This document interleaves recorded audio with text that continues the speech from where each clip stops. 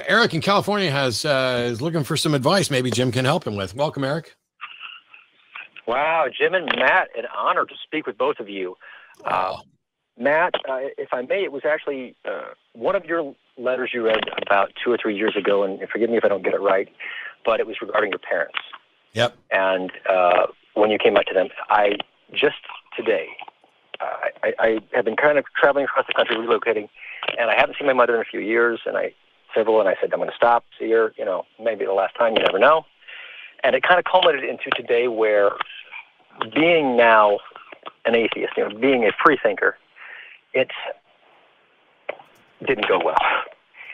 And similar to you, I was raised in the Baptist church, fire and brimstone, you're going to go to hell, keep your hair short, no tattoo. I mean, it was full on, that's what you do. Any book I was given had to refer back to the Bible. I studied this my whole life, and it was only because I'm such an a-hole, stubborn guy, I was going to say, if I have a position, I'm going to back it up. And as soon as I did, answers in Genesis, all these pages I read, I was mad. I was mad, Matt. I was mad, Jim. I was pissed that I was lied to my entire life. And I felt like an adult who still believed in Santa Claus. So here I am trying to talk to my mother, and I know I should not have done that. And when I present these things, I said, this and this, it's not true, and this. They dismissed me and said, maybe you just never really believed. Maybe you were never really a Christian, and that just broke me. What do I do with that?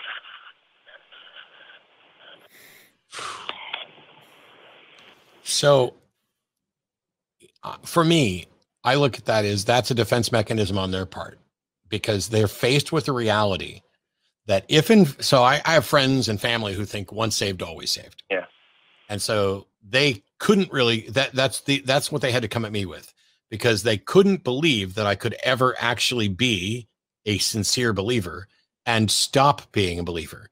And so their only explanation that makes sense in their mind is that I made it all up, I was faking it, whatever else. The problem is that all of them believed it. All of them. So even if I was faking it, which I wasn't, but now they have to look around the world and go, wow, anybody could be faking it. Wow, everybody could be faking it.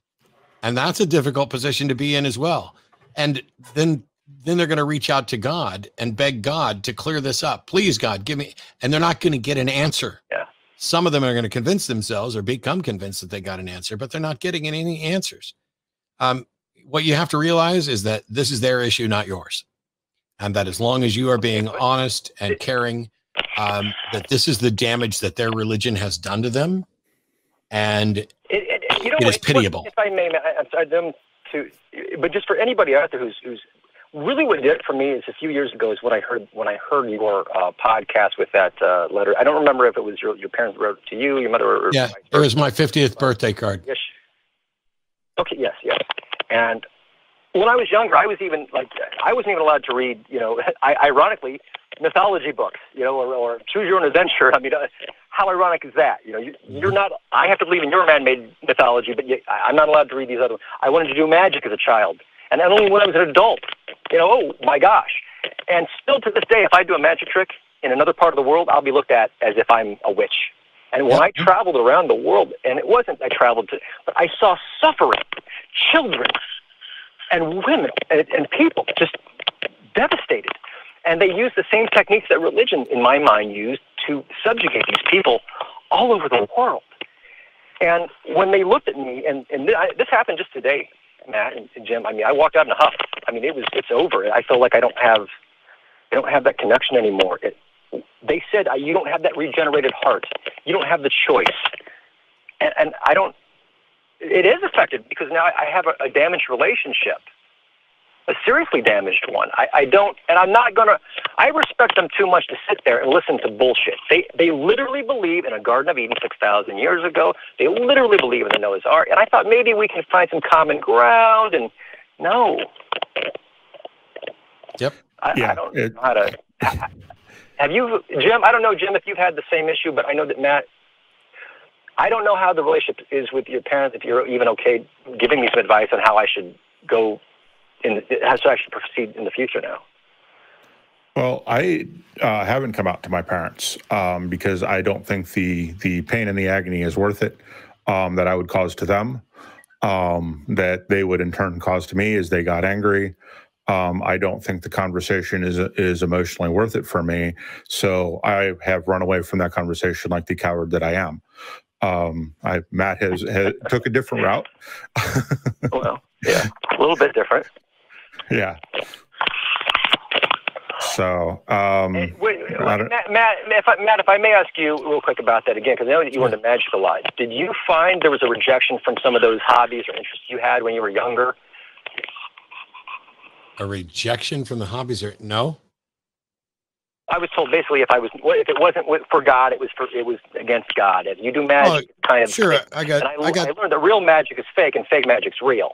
I got told that, yeah, fake magic is real magic is fake. Yeah, I got told all that stuff about if it's not for the glory of God. The problem is that there are gospel magicians. As a matter of fact, a former gospel magician friend of mine is going to be on my show, The Hang Up, next week. Okay.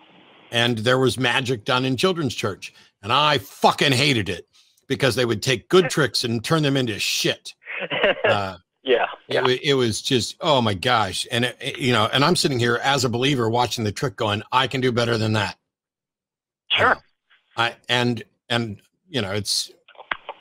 loved it. Now, there were people, like I was Southern Baptist, and I know there were some Southern Baptists that were opposed to dancing, and there's some Southern Baptists that are opposed to cards, but the other half of my family was Catholic, which means dancing and cards were an everyday occurrence.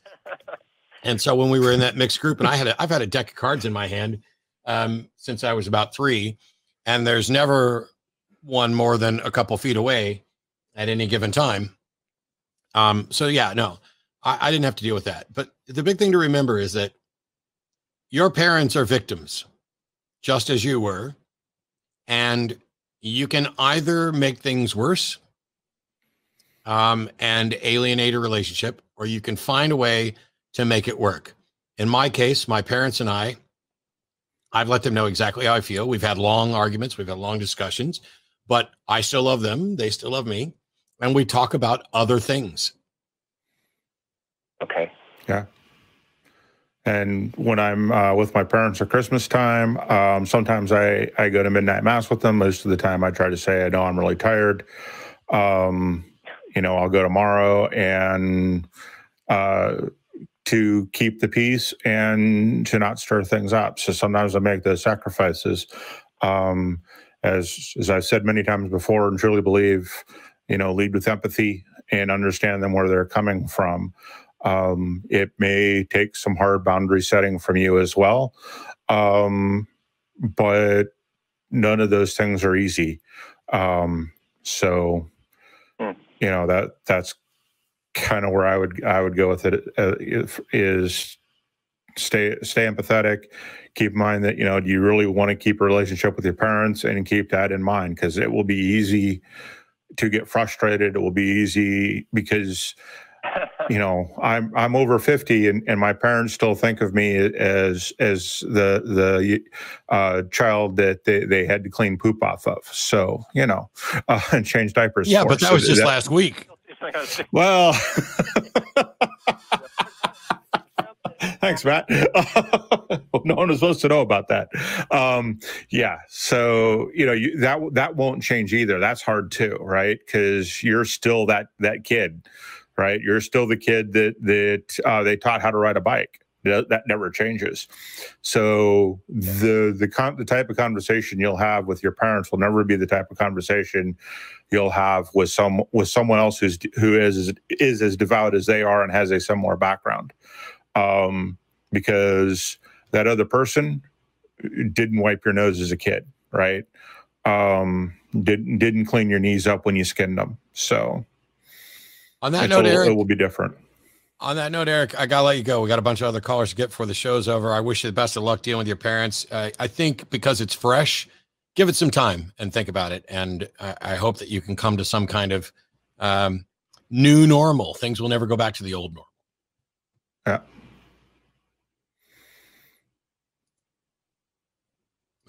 Okay. I guess you don't. I was going to let him say that.